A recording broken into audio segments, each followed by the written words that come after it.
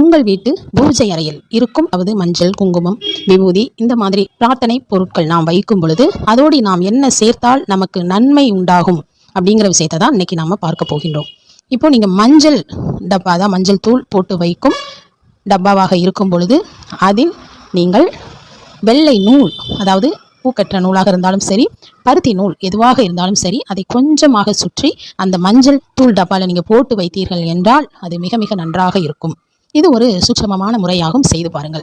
அது திரும்ப திரும்ப நீங்கள் மஞ்சள் வாங்கி கொட்டும் பொழுதெல்லாம் அந்த நூல் அங்கேயே இருக்கட்டும். அது கெட்டு போகாத ஒரு பொருள் தான், அது அங்கேயே இருக்கட்டும். அடுத்து குங்கும டப்பாவில் என்ன சேர்க்க வேண்டும் அப்படின்னா, குங்கும டப்பாவில் நீங்கள் குங்குமம் சேர்க்கும் பொழுது 6 துளசி இலைகள், பச்சை கற்பூரம் இதனை நீங்கள் அதில் சேர்க்க வேண்டும்.